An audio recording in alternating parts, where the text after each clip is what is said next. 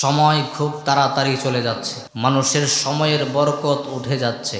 একটা বিষয় আপনারা খেয়াল করে দেখবেন, এখন মাস চলে যায় মনে হয় সপ্তাহের গতিতে, সপ্তাহ চলে যাচ্ছে দিনের গতিতে, ঠিকই না?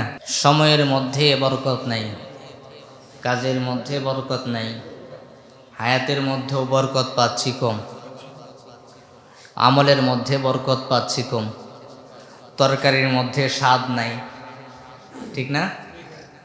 আগে আমাদের মা চাচেরা ডাল পাক করলে, ডাল রান্না করলে আশেপাশে চার বাড়ি সুঘ্রাণ ছড়ায় যাইত।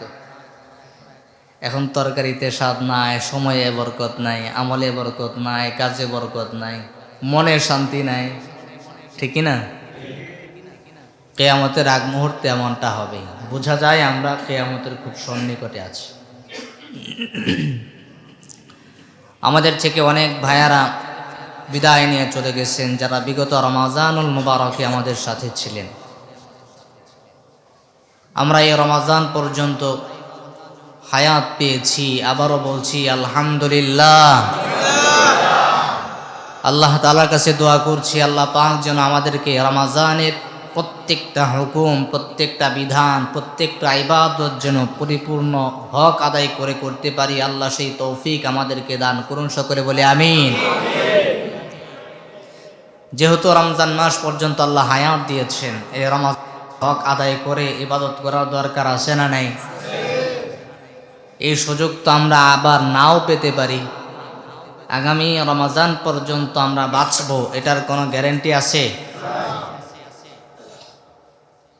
দিল হয়তো বা সায় দিতে পারে, যেহেতু যুবক মানুষ, আগামী রমজান তো পাবই, কিন্তু আসার সিরিয়াল আছে, যাওয়ার কোনো সিরিয়াল আছে? আপনাদের এলাকায় যুবক মানুষ কি মৃত্যুবরণ করেনি? করে? এটা আওয়াজ কম কেন? মনে হয় এই এলাকায় কম মরে নাকি? বৃদ্ধর আগে যুবকও ইন্তেকাল করে। হায়াত মৌতের মালিক কে? যেহেতু আল্লাহ তাআলা এই সুযোগ দিয়েছেন, এই সুযোগটা আমাদের কাজে লাগানো উচিত। এটা আমাদের জন্য বিশাল একটি নিয়ামত আল্লাহ দান করেছেন, বলি আলহামদুলিল্লাহ। এই জন্যে বুদ্ধিমান হল তারা, যারা সময় মতো সুযোগকে কাজে লাগায়।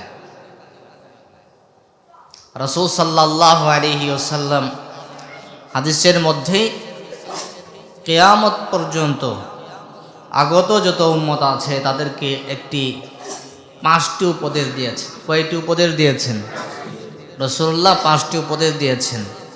এই 5টি কথার উপর যদি আমরা আমল করতে পারি, আমরা দুনিয়া এবং আখিরাতে সফলতা অর্জন করতে পারব। আল্লাহর হাবিব জনাবি মুহাম্মদুর রাসূলুল্লাহ সাল্লাল্লাহু আলাইহি ওয়াসাল্লাম বলেন, ইগতানিম খামসান ক্বাবলা খামসিন। রাসূল সাল্লাল্লাহু আলাইহি ওয়াসাল্লাম বলেন, ও আমার উম্মতেরা শুনে রাখো, আমার উম্মতেরা জেনে রাখো, আমি রাসূলুল্লাহ উপদেশ দিচ্ছি, 5টা সময় আসার পূর্বে, 5টা জিনিসের পূর্বে 5টা জিনিসের মূল্যায়ন করবা। 5টা জিনিসের পূর্বে 5টা জিনিসের কদর করবা, মূল্যায়ন করবা। ইগতানিম খামসান ক্বাবলা খামসিন শাবাবাকা ক্বাবলা হারামিক। ও আমার উম্মতেরা শুনে রাখো, আমি রাসূল জানায়া দিলাম, বার্ধক্যকাল আসার পূর্বে, বৃদ্ধ হওয়ার পূর্বে তোমরা যৌবনকালকে কাজে লাগাইবা।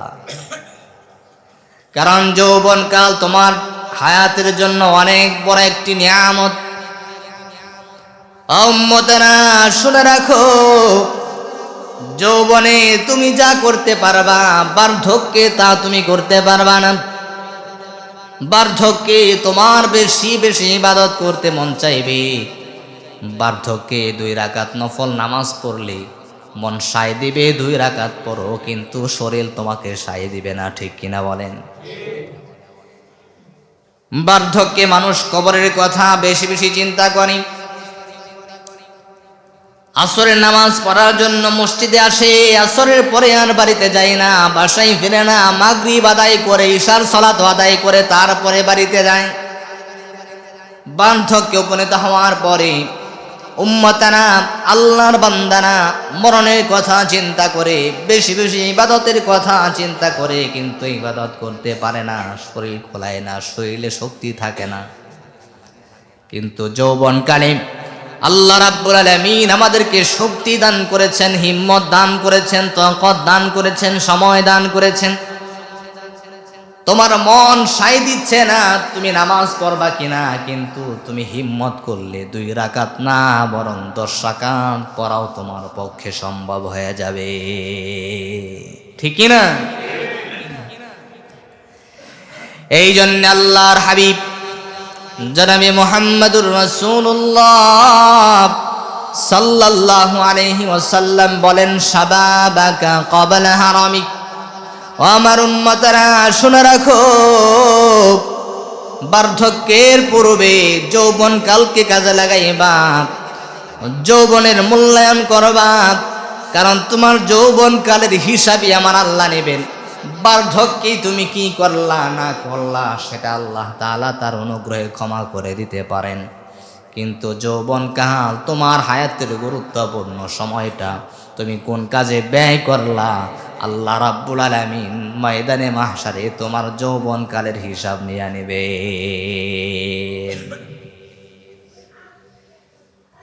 যারা সরকারি চাকরি করে তারা অবসরে যাওয়ার সময় সরকার কর্তৃক বড় একটা বিগ বাজেটের অ্যামাউন্ট পায়, ঠিক কিনা বলেন? সরকার চিন্তা করে আমার এই কর্মচারী তার জীবনের যৌবনকালটা আমার রাষ্ট্রের জন্য দিয়েছে, সমাজের জন্য দিয়েছে, আমার দেশকে দিয়েছে, সে এখন অবসরে চলে যাবে, বার্ধক্যে উপনীত হয়েছে, বাকি সময়টা সে যেন সুন্দর করে কাটাতে পারে, সুন্দর করে জীবন যাপন করতে পারে। এই জন্য সরকার সুচিন্তা করে তার কর্মচারীর জন্য বিগ বাজেটের একটা অ্যামাউন্ট তাকে দেয়, যাতে করে বাকি সময়টা আরামে অনায়াসে সে তার জীবন যাপন করতে পারে। সে ঘরে বসে বসে একটা ভাতা পায়, যদিও সে চাকরি করে না, বাসায় থাকি, সরকারি কোনো জবে তখন সে সময় দেয় না, তারপরেও সরকার কর্তৃক একটা ভাতা পায় কি পায় না? আল্লাহ রাব্বুল আলামিন এই পৃথিবী পরিচালনা করেন, আল্লাহর রাজত্বের একটা নিয়ম আছে, সেটা হলো আমার বান্দারা যৌবনকালে ইবাদত করবি, আমি আল্লাহর হুকুম আহকামগুলো পালন করবি, যৌবনকালে সালাত আদায় করবি, যাকাত আদায় করবি, হজ আদায় করবি, সৎ কাজের আদেশ করবি, অসৎ কাজের নিষেধ করবি। সে যখন বার্ধক্যে উপনীত হয়ে যাবে, চাইলেও সে দাঁড়িয়ে নামাজ পড়তে পারে না, চাইলেও সে 2 রাকাত নফল নামাজ বেশি আদায় করতে পারে না, কিন্তু আল্লাহ রাব্বুল আলামিন ফেরেশতাদেরকে আদেশ দেয়া দেয়, ও আমার ফেরেশতারা, আমার বান্দার যৌবনকালের হিসাবটা একটু মিলাও, আমার বান্দার যৌবনকালের খাতাটা খোলো। যদি দেখে যৌবনকালে আমার বান্দা ইবাদত বন্দেগী করেছে, হুকুম আহকামগুলো পালন করেছে, আল্লাহ রাব্বুল আলামিন ফেরেশতাদেরকে আদেশ দেয়া দেয়, আমার ফেরেশতারা, বার্ধক্যের কারণে, বয়স হয়ে যাওয়ার কারণে আমার বান্দা যদিও বেশি বেশি নফল ইবাদত করতে পারে না, কিন্তু তখন তার যখন শক্তি ছিল, যখন তাকত ছিল, যখন সে আদায় করতে পারতো, তখন সে আদায় করেছে, এখন আদায় করতে পারে না, কারণ তার তাকত নাই, শক্তি নাই। যৌবনকালের বিবেচনা করে আল্লাহ রাব্বুল আলামিন ফেরেশতাকে বলে দিবেন, তুমি তার আমল নামায় যৌবনকালের মতো ইবাদত বন্দেগীর সওয়াব লিখতে থাকো। এই জন্য আল্লাহর হাবিব জনাবে মুহাম্মদুর রাসূলুল্লাহ সাল্লাল্লাহু আলাইহি ওয়াসাল্লাম বলেন, শাবাবাকা ক্বাবলা হারামিক। বার্ধক্য আসার পূর্বেই যৌবনকালের মূল্যায়ন করো, কদর করো, কারণ যখন শক্তি থাকে, যখন যুবক যৌবনকালে থাকে, তখন অনেক কিছুই তার জন্য সহজ মনে হয়, হিম্মত কাজ করে, সাহস কাজ করে, অনেক কঠিন কঠিন কাজ সে হিম্মত করে ফেলে, ঠিক কিনা বলে? 10 কেজির জায়গায় 20 কেজি সে ওজন করে নিয়ে নিতে পারে। একজন বৃদ্ধরা যদি বলেন 20 কেজি নেওয়ার জন্য, সে সাহস করতে পারবে? 1 মণ ওজন করার মতো সাহস সে করতে পারবে? অথচ যৌবনকালে সে পারত কি পারত না? সে পারত। রাসূল সাল্লাল্লাহু আলাইহি ওয়াসাল্লামের এক একটা উপদেশ, এক একটা হাদিস কত ওজনের। শাবাবাকা ক্বাবলা হারামিক, বার্ধক্য আসার পূর্বেই যৌবনকালের মূল্যায়ন করা। কারণ বার্ধক্য আসলে আপনি অনেক কাজই শক্তির জন্য করতে পারবেন না।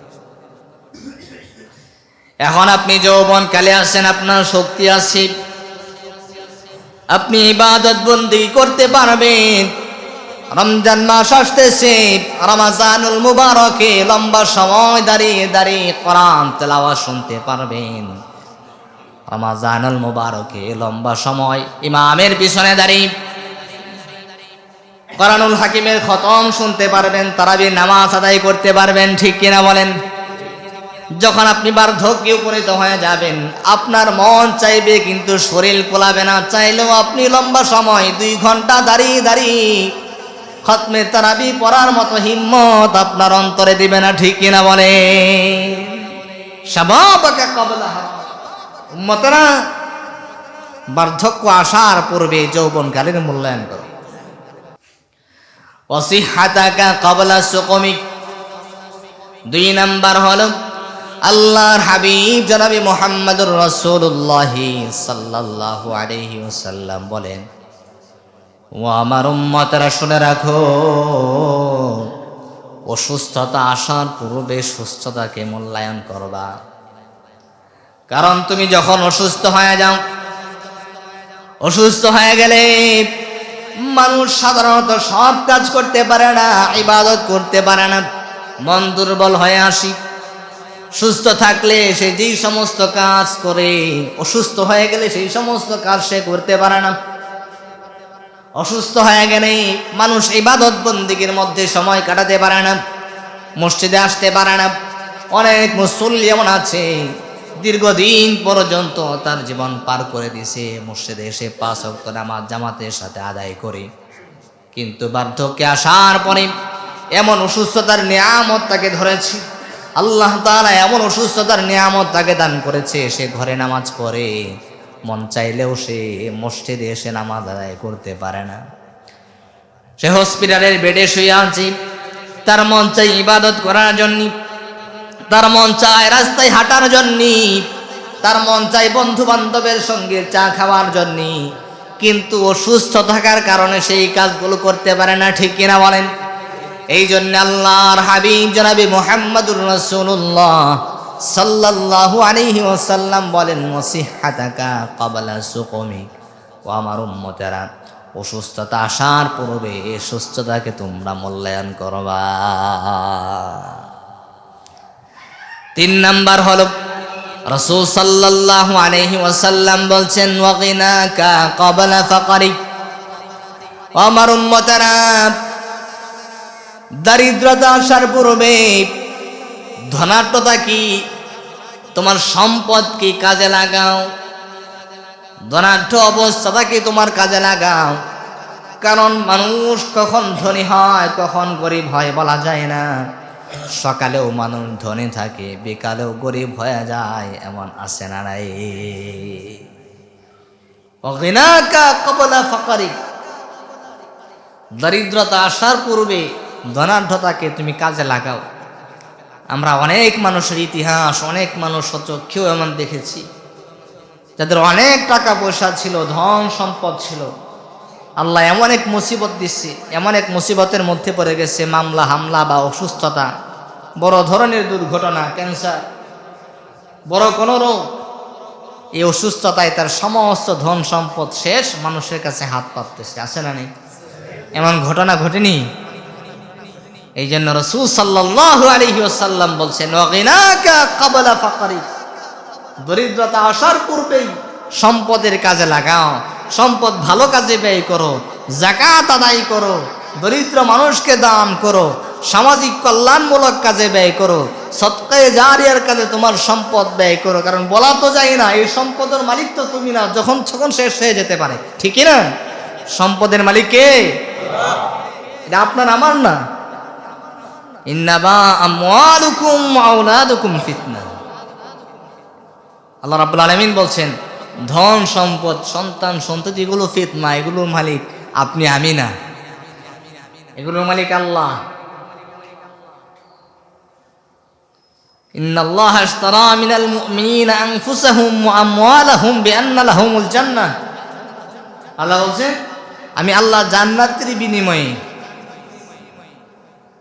মুমিনদের জান মাল কিনে নিয়েছি। জান্নাতের বিনিময়ে আমাদের থেকে আল্লাহ কি কিনে নিয়েছেন? দুইটা জিনিস, আমাদের জান এবং আমাদের মাল। এই ধন সম্পদ এগুলোর মালিক আমি না, এই জানের মালিক আমি না, এই হাতের মালিক আমি না, এই পায়ের মালিক আমি না, এই জবানের মালিক আমি না, এই নজরের মালিক আমি না, এই কানের মালিক আমি না। মালিক কে? রেওয়াজ দেওয়ার মালিক কে? এই জন্য এই হাত, এই পা, এই জবান, এই কান, এই নাক কার হুকুমে চালাতে হবে? যদি আওয়াজ দেয়া বলেন কার? আল্লাহর হুকুমে চালাইতে হবে। এরপরে আল্লাহর হাবিব জনাবি মুহাম্মদুর রাসূলুল্লাহ সাল্লাল্লাহু আলাইহি ওয়াসাল্লাম বলেন, ওয়া ফারাগাকা ক্বাবলা শুগলিক। 4 নাম্বার হলো ব্যস্ততা আসার পূর্বে অবসর সময়কে মূল্যায়ন করবা, কাজে লাগাইবা। এখন তোমার কাজ নাই, তোমার হাতে অনেক সময় আছে, তুমি চাইলেই দিনে কাজে তোমার সময়টাকে ব্যয় করতে পারো, কিন্তু একটা সময় দায়িত্বের ভার তোমার কাঁধের উপর চলে আসবে। তোমার সংসার বড় হয়ে যাবি, সন্তান সন্ততি হবি, নাতি হবি, পুত্রবধূ হবি, সংসার বড় হবি, সামাজিক কাজ সামাজিক দায়ভার তোমার উপর বেশি চলে আসবে। জাগতিক ব্যস্ততায় তুমি যখন পড়ে যাবা, তখন তোমার দ্বারা চাইলেও অনেক নেক আমল করা যাবে না। এই জন্য রাসূল সাল্লাল্লাহু আলাইহি ওয়াসাল্লাম বলেন, ও ফারাগাকা ক্বাবলা শুগলিক, ব্যস্ততা আসার পূর্বে অবসর সময়কে উম্মতেরা মূল্যায়ন করবা, কাজে লাগাইবা। 5 নাম্বার হলো রাসূল সাল্লাল্লাহু আলাইহি ওয়াসাল্লাম বলেন, ওয়া হায়াতাকা ক্বাবলা মাউতিক। রাসূলুল্লাহ 5 নাম্বার যে উপদেশ দিলেন, উম্মতেরা শুনে রাখো, ওয়া হায়াতাকা ক্বাবলা মাউতিক, মৃত্যুর পূর্বে তুমি তোমার জীবনকে মূল্যায়ন করো। কারণ তোমার যখন মৌত চলে আসবে, চাইলেও তুমি 1 মিনিট সময় বেশি পাবা না, ঠিক কিনা বলেন? কারণ আল্লাহ রাব্বুল আলামিন বলেন, ইযা জাআ আজালুহুম লা ইস্তাখিরুনা সাআতান ওয়া লা ইস্তাকদিমুন।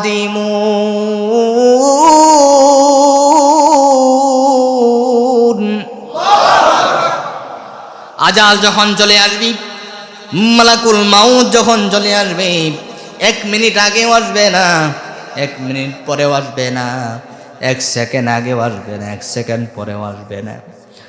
মালাকুল মাউত যখন আপনার কাছে হাজির হয়ে যাবে, আপনি যদি তাকে শতবার সুপারিশ করেন, রিকোয়েস্ট করেন, ভাই 2 মিনিট সময় দাও, অজুটা বানাই, 2 রাকাত নামাজ আদায় করি, মালাকুল মাউত আপনাকে সেই সময়টুকুন দেবে না। আপনার অনেক কাজ বাকি রয়ে যাবে, যেই কাজগুলো আপনার করার নিয়ত ছিল, কিন্তু সময় না থাকার কারণে করতে পারবেন না। এই জন্য রাসূল সাল্লাল্লাহু আলাইহি ওয়াসাল্লাম বলেন, ওয়া হায়াতাকা ক্বাবলা মাউতিক। ও আমার উম্মতেরা শোনো, মৃত্যু আসার পূর্বে তুমি তোমার হায়াতকে, তুমি তোমার জীবনকে মূল্যায়ন করবা। কারণ তোমার এই জীবন অনেক দামি, অনেক মূল্যবান। এই জীবন তো আমি আল্লাহ এমনি দান করি নাই, আল্লাহর একটা উদ্দেশ্য আছে না নাই? আল্লাহ রাব্বুল আলামিন বলছেন, আল্লাযী খালাকাল মাউতা ওয়াল হায়াতা লিয়াবলুয়াকুম আইয়ুকুম আহসানু আমালা ওয়া হুয়াল আজিজুল গফুর। আমি আল্লাহ রাব্বুল আলামিন তোমাদেরকে জীবন দান করেছি, তোমাদেরকে মরণ দান করেছি। উদ্দেশ্য হলো আমি আল্লাহ তোমাদেরকে পরীক্ষা করতে চাই। এবার রব্বুল আলামিন পরীক্ষার বিষয়বস্তু ওপেন করে দিলেন। আল্লাহ তাআলা জানালেন, লিয়াবলুয়াকুম আইয়ুকুম আহসানু আমালা। ও আমার বান্দা বান্দিরা, এই যে তোমাদেরকে জীবন দান করলাম, তোমাদেরকে মরণ দান করলাম, উদ্দেশ্য হলো আমি আল্লাহ পরীক্ষা করব কোন বিষয়ের উপর, কোন সাহিত্যের উপর, কোন সাবজেক্টের উপর তোমাদেরকে পরীক্ষা করব। রব্বুল আলামিন জানায় দিলেন আইয়ুকুম আহসানু আমালা, তোমাদের মধ্য থেকে কে কত সুন্দর আমল করে, ভালো আমল করে, এই ভালো আমলের প্রতিযোগিতা নেওয়ার জন্যে, পরীক্ষা করার জন্যে আমি আল্লাহ তোমাদেরকে জীবন দান করে দিয়েছি।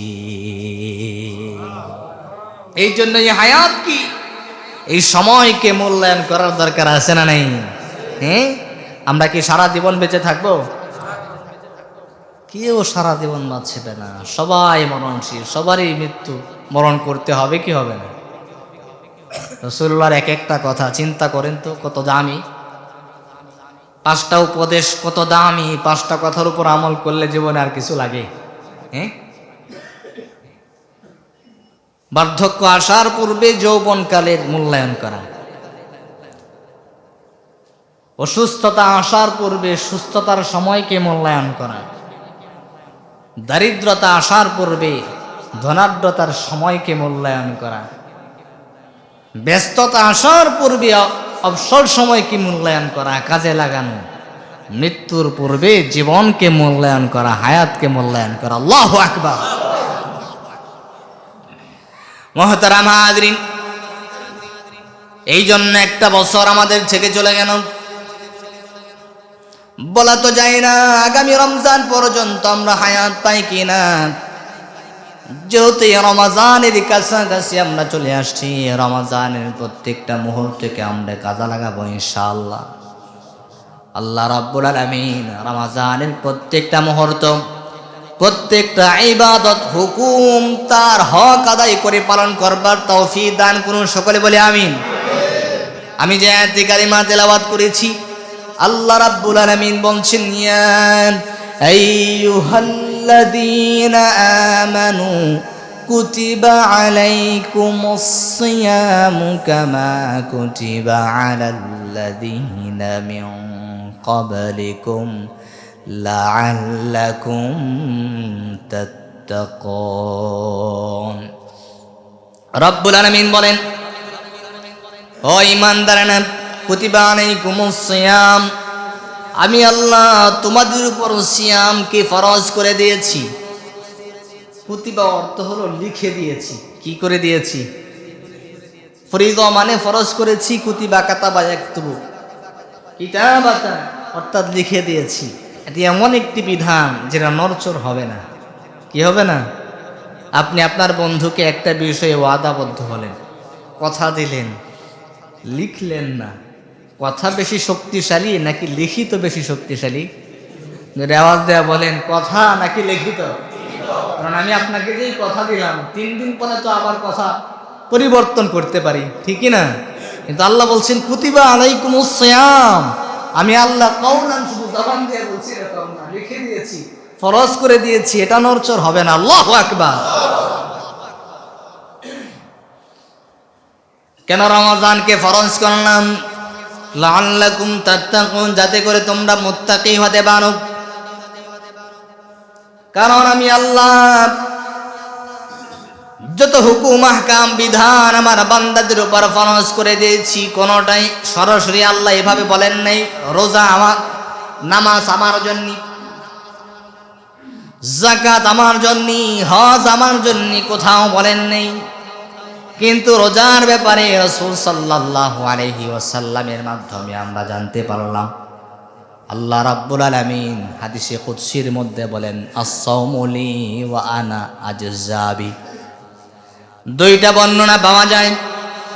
1 নাম্বার হলো আস-সাওমু লি ওয়া আনা আজজাবি, আরেকটা বর্ণনা হলো আস-সাওমু লি ওয়া আনা উজজাবি।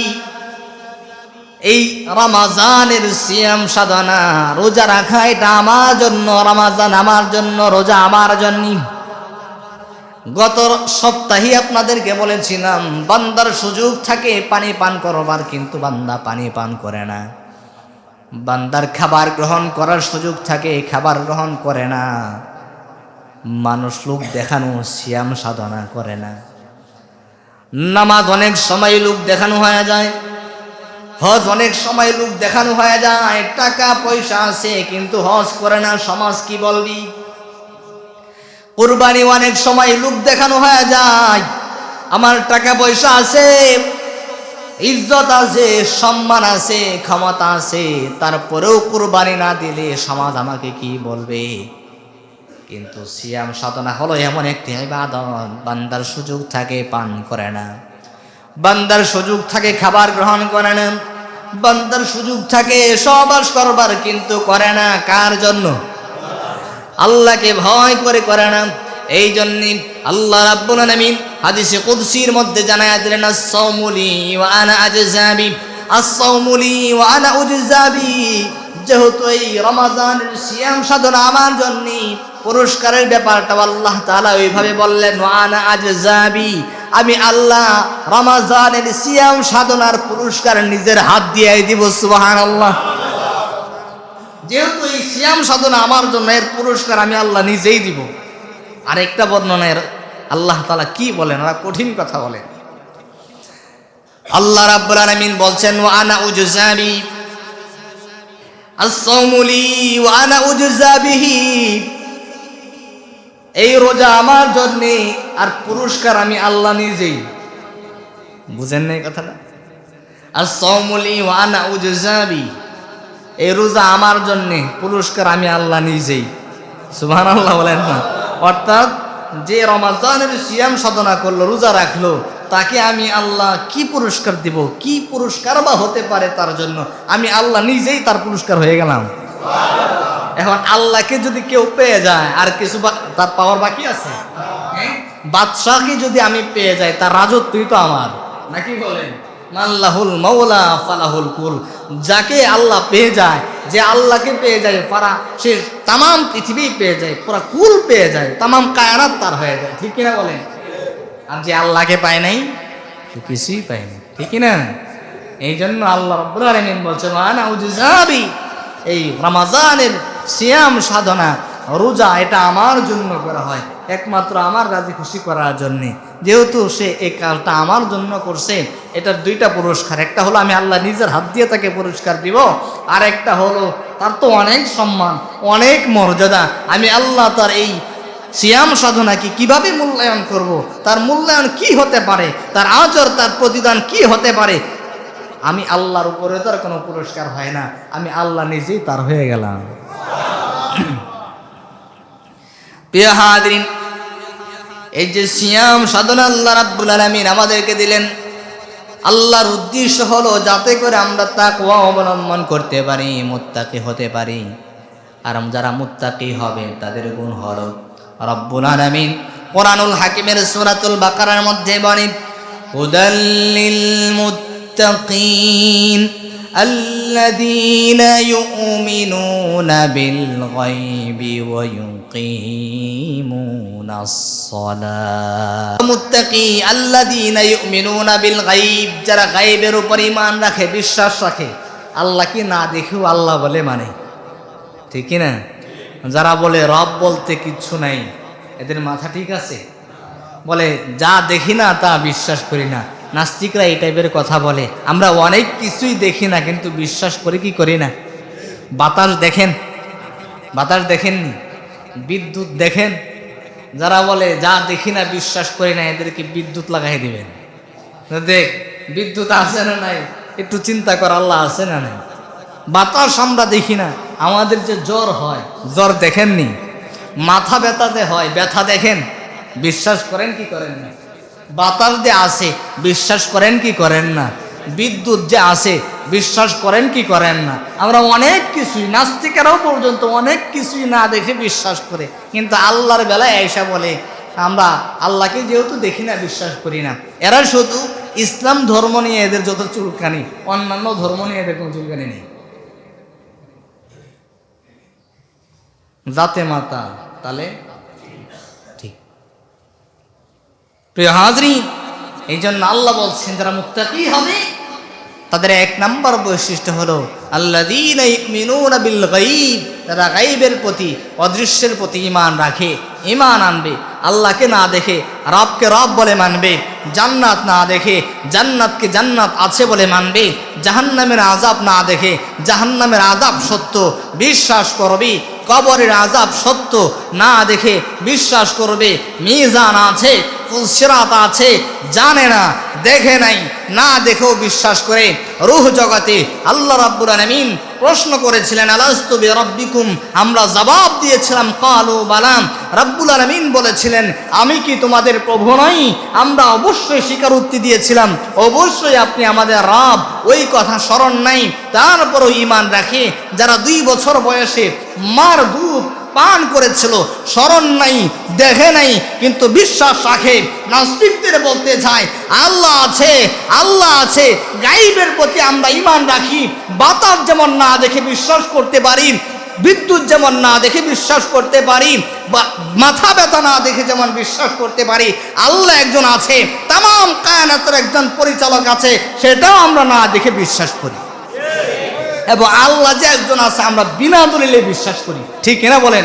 এখানে কোনো যুক্তি চলে না, কোনো দলিল চলে না, বিনা দলিলে বিনা যুক্তিতে আমরা আল্লাহ একজন আছে বিশ্বাস করি কি করি না? কারণ আল্লাহর ক্ষেত্রে কি কোনো যুক্তি চলে? হ্যাঁ, যুক্তি দিয়ে অনেক কিছুই খণ্ডন করা যায়, কিন্তু আল্লাহ যে একজন আছে এটা মাইনাস করা সম্ভব? কারণ এই চিন্তা, এটা ধারণ করবার মতো মেধাই তো আল্লাহ আমাদেরকে দান করে নেই। আল্লাহ বলছেন রব্বানা মা হাদা খালাকতা বাতিলা, আল্লাহ বলছেন আমি আল্লাহকে নিয়ে যে তোমরা ফিকির করবা, ওয়াতাফাক্কারুনা ফি খালকিস সামাওয়াতি ওয়াল আরদ, আমি আল্লাহ কত সৃষ্টি, কত মাখলুক সৃষ্টি করেছি, এগুলো নিয়ে একটু চিন্তা করো না। এগুলো তো আমি আল্লাহ অহেতুক বানাই নেই, অহেতুক সৃষ্টি করি নাই। আল্লাহকে নিয়ে যে গবেষণা করবা, আল্লাহকে নিয়ে যে চিন্তা করবা, এই চিন্তা করার যে ধারণ ক্ষমতা তোমার মেধা, তোমার মাথার, সেই ধারণ ক্ষমতা তোমার মেধায় আমি আল্লাহ দিই নেই। তুমি চিন্তা করতে পারো আমার সৃষ্টি নিয়ে, আমার মাখলুক নিয়ে। আমি আল্লাহ স্তরে স্তরে 7টা আসমান সাজায় রাখছি, কোনো পিলার নেই, এটা নিয়ে চিন্তা করো যে আল্লাহ একজন আছে, ঠিক কিনা? প্রতিদিন ঠিক সময় সূর্য উদয় হয়, ঠিক সময় সূর্য ডুবে যায়, একদিনও মিস হয় না তার ডিউটি, ঠিক কিনা? হ্যাঁ, মিস হয়? কোনোদিন কেমন হয়েছে সূর্য একদিনের জন্য ছুটি নিছে? হয়েছে এরকম? এই যে প্রতিদিন সময় মতো সূর্যোদয় হচ্ছে, সময় মতো ডুবে যাচ্ছে, সময় মতো চাঁদ উদিত হচ্ছে, সময় মতো ডুবে যাচ্ছে, বৃষ্টির সময় বৃষ্টি হচ্ছে, ঠান্ডার সময় ঠান্ডা, গরমের সময় গরম, এই যে পরিচালনা হচ্ছে ঠিকঠাক মতো, একজন পরিচালক আছে না নেই? তিনি কে? এরপরেও দলিল লাগবে। আমরা অনেক কিছুই তো দেখি নাই। আল্লাহ তাআলা আমাদেরকে বুঝার তৌফিক দান করুন, শুকর বলি আমিন। আল্লাহ বলছেন 1 নাম্বার বৈশিষ্ট্য হলো যারা গায়বের প্রতি ঈমান রাখে তারা হলো মুত্তাকি। ওয়া ইউকিমুনাস সালাহ, যারা নামাজ কায়েম করে, নামাজ পড়ে, তারা হলো মুত্তাকিরা। মুত্তাকিদের গুণ ওয়া মিম্মা রাযাকনাহুম ইউনফিকুন, এবং আমি আল্লাহ যা তাদেরকে দান করেছি, যেই সমস্ত রিজিক দান করেছি, আমার দেওয়া রিজিক থেকে আমি আল্লাহর রাস্তায় খরচ করে, এটাও হলো মুত্তাকিদের গুণ। এই ধন সম্পদের মালিক কে? আল্লাহ। এটা যদি আমরা আল্লাহর রাস্তায় খরচ করার ক্ষেত্রে জরিমানা মনে করি তাহলে হবে? এটা হবে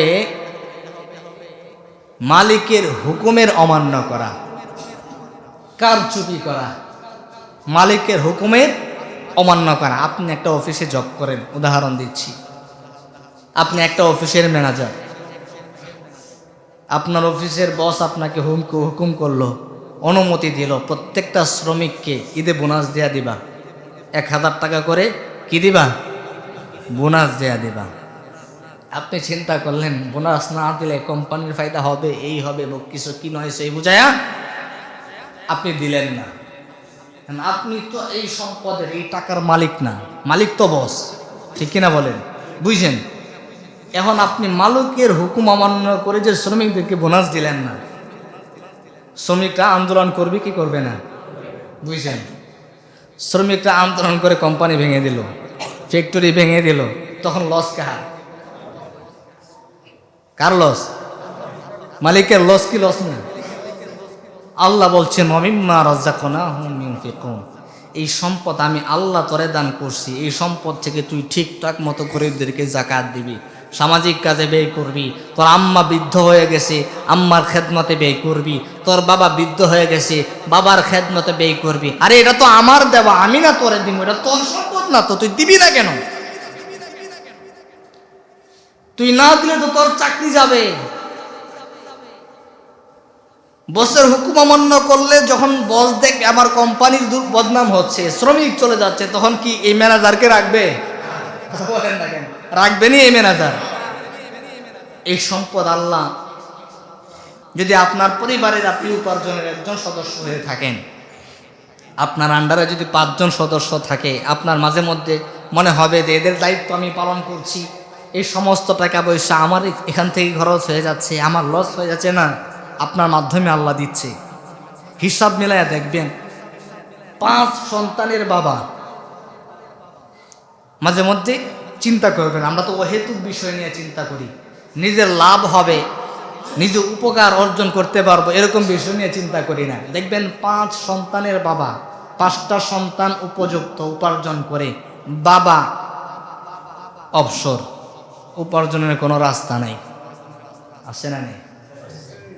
সেম বয়সের আরেকজন বাবা, তার সন্তান ছোট ছোট পড়াশোনা করে, কিন্তু তার ইনকামের রাস্তার অভাব নেই, আছে না নেই? তুই খেয়াল করে দেখেন, বয়স সেম, 50 বছরের এক বাবা, সেম বয়সের, উপার্জনের কোনো রাস্তা নাই, সে কোনো কিছু করতে পারে না বা বুঝে না, তার রাস্তা নাই, পথ বন্ধ। সন্তানরা উপার্জন করছে, সংসার ঠিকঠাক মতো চলছে। সেম বয়সের আরো একজন বাবা, তার সন্তান ছোট ছোট পড়াশোনা করে, এ হমনে ইনকাম করতেছে, আছে না নেই? কে দেয়? কে দেয়? একটা কথা আমি বারবারই আপনাদেরকে স্মরণ করায় দিই, বিভিন্ন জায়গায় বলি। একজন অ্যাডভোকেট ছিলেন, যিনি উকিল। উনি ওনার ফেসবুকে একটা সুন্দর লেখা লিখেছিলেন, আমি এখান থেকে উপদেশ গ্রহণ করছি, আপনারাও নেন। উনি বলছিলেন রিজিকের উপমা দিতে গিয়ে, যে রিজিকের মালিক যে আল্লাহ, সম্পদের মালিক যে আল্লাহ, তিনি যে দান করেন, তিনি বলছিলেন যে আমার মা 3 মাস হয়েছে মারা গেছে। কয় মাস? 3 মাস। আমার মা 3 মাস হলো মারা গেছে। আমার মা যখন জীবিত ছিলেন তখন তিনি অসুস্থ ছিলেন। অসুস্থ থাকাকালীন প্রত্যেক মাসে তার পিছনে আমার 15,000 টাকা ঔষধ বাবদ খরচ হতো। কত হাজার টাকা? 15,000 টাকা ঔষধ বাবদ খরচ হতো। আমি যে কোনোভাবে, কোনো না কোনোভাবে এই 15,000 টাকা এক্সট্রা আমার মিল হয়ে যেত, আমি আমার মায়ের পিছনে ব্যয় করতে পারতাম, ঔষধ ক্রয় করতে পারতাম। কিন্তু আজকে 3 মাস হলো আমার মা মারা গেছে, এই 3 মাস ধরে আমি এক্সট্রা করে 15,000 টাকা একসাথে করতে পারি না। আল্লাহু আকবার। এই 3 মাস ধরে আমি একসাথে 15,000 টাকা করতে পারি না। আরে আমি তো সেই এই 3 মাস আগেও আমার যেই চাকরি, যেই পেশা সেম ছিল, এখনো তাই, কোনো পরিবর্তন তো হয় নাই, কিন্তু এক্সট্রা করে আমি 15,000 টাকা একসাথে কেন করতে পারি না? আমি বুঝে নিয়েছি, যখন আমার মা জীবিত ছিল, আমি যে আমার মায়ের পিছনে 15,000 টাকা খরচ করেছি, আল্লাহ আমার মাধ্যমে তার রিজিকটা পৌঁছে দিয়েছেন। যেহেতু আমার মা চলে গেছেন, এখন আর তার রিজিক প্রয়োজন নেই, আমি এই জন্য একত্রও করতে পারি না। আল্লাহু আকবার। রিজিকের মালিক কে? যেই জায়গায় গিয়ে আটকে যাবেন, আল্লাহর উপর ভরসা করে ছেড়ে দেবেন, এটাই আমার জন্য কল্যাণ ছিল, এটাই আমার জন্য কল্যাণ ছিল। এই জন্য আল্লাহ এই পরিকল্পনা, এই ব্যবস্থা আমার জন্য করেছেন। আমি আমার ছাত্র জামানার একটা ঘটনা শোনাই। আমরা তো যারা মাদ্রাসায় পড়ি, বিশেষ করে কওমি মাদ্রাসায়, আমরা কোরবানি ঈদে বাড়িতে যেতে পারতাম না। ঈদে চামড়া কালেকশন করতে হতো, গরু জবাই করতে হতো। মাদ্রাসার বৃহৎ স্বার্থে আমাদেরকে বাড়িতে যেতে দিতেন না। তো কোনো কারণে এক কোরবানিতে সিদ্ধান্ত হলো যে এই বছর আমরা ছাত্র দিয়ে কালেকশন করাবো না, আমরা সমস্ত ছাত্রদেরকে ছুটি দিয়ে দিব। এখন বুঝেন, আগে ছাত্রদেরকে ঘোষণা দিলাম যে ছাত্ররা বাড়িতে যাবে, আমরাও তো কত বছর ধরে বাপ মার সঙ্গে কুরবানি ঈদ করি না, এটা তো কোনো হিসাবই নেই। কারণ যেই দিনগুলোতে আপনারা ছুটিতে থাকেন, ওই দিনগুলো আমাদের জন্য গুরুত্বপূর্ণ দিন, বেশি করে হাজিরা দেওয়ার দিন, ঠিক না? তো আমরা খুব আনন্দের সাথে বাড়িতে যাব বলে যে এই কুরবানিতে আমরা ছুটে পাবো, সবাই মানসিক প্রস্তুতি নিয়ে রাখলো বাড়িতে যাবে। হঠাৎ করে আবার সিদ্ধান্ত চেঞ্জ হয়ে গেল, যে তোমরা যেতে পারবা না। এখন বলেন মনে কষ্ট লাগবে কি লাগবে না? আমরা ছাত্র মানুষ তো, ছাত্ররা আন্দোলন করবে নাকি হুজুরের বিরুদ্ধে বলবে, কোনো কুল কিনারা নেই। কেউ বলছেন মাদ্রাসা থেকেই চলে যাবে, ঈদের আগের দিন ছুটি হওয়ার কথা, হঠাৎ করে এমন পরিস্থিতিতে আবার না করে দিল। আল্লাহর কি ফয়সালা। ছাত্ররা উস্তাদের সিদ্ধান্ত মেনে নিয়ে মাদ্রাসায় থাকছে ঠিক, কিন্তু মাদ্রাসা খোলা হওয়ার পরে জানতে পারলো ওই দিন ওই সময় যে বাসের সাথে ছাত্ররা কন্ট্রাক্ট করছিল যাওয়ার জন্য, ওই বাসটা অ্যাক্সিডেন্ট করছে। ফয়সালা কার হাতে? আমরা যে সবাই অসন্তুষ্ট হয়ে গেলাম যে উস্তাদরা আমাদের ছুটি দিল না, হ্যাঁ, এটা কোনো সিদ্ধান্ত হলো? সবাই মনক্ষুণ্ণ। কিন্তু ছুটি দিত যদি অ্যাক্সিডেন্ট হতো, যদি মারা যেতাম। কিন্তু আল্লাহ এই কৌশলে আমাদেরকে বাঁচায় দিয়েছেন। পরিকল্পনা কার হাতে? পরিকল্পনা কার হাতে? আল্লাহর হাতে। সব কিছুর ফয়সালা আসমানে হয়। প্রিয় হাজরিন, যেখানে আটকে যাবেন, যেখানে মনে হবে আমার বিরুদ্ধে সিদ্ধান্ত চলে গেছে, যেখানে মনে হবে এটা এইভাবে হইলে মনে হয় ভালো হইতো, এই সিদ্ধান্তটা এইভাবে হলে মনে হয় ভালো হইতো, এইভাবে হয় নাই মানে আমি ঠকে গেছি, আমার সঙ্গে অবিচার হয়ে গেছে, বা এইভাবে হইলে হয়তো আমি আরো বেশি সফলকাম হইতাম না, এখানে গিয়া যেখানে আপনার আর কিছু করার নেই, ওখানে বলবেন আল্লাহ ভরসা। কি বলবেন? আল্লাহ ভরসা। তাওয়াক্কালতু, যারা বলেন তাওয়াক্কালতু আলাল্লাহ। এই কথাটা বলছি একটা উদ্দেশ্য আছে না নেই? গতকালকে আমাদের বাংলাদেশের একটা সিদ্ধান্ত হয়েছে, রাজনৈতিক সিদ্ধান্ত। আমরা সামাজিকভাবে সবাই এক, সবাই নেক।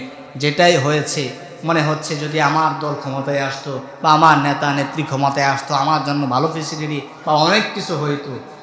এই জায়গায় যেখানে আপনার মন অনেক খারাপ, যেখানে মনে হচ্ছে আপনি শান্তি পাচ্ছেন না, এই শেষ মুহূর্তে এসে বলেন আল্লাহর পরিকল্পনার উপরে কোনো পরিকল্পনাই নেই। এই কথাটা বলে দেখেন, দিলের মধ্যে অন্যরকম একটা শান্তি পাবেন কি পাবেন না?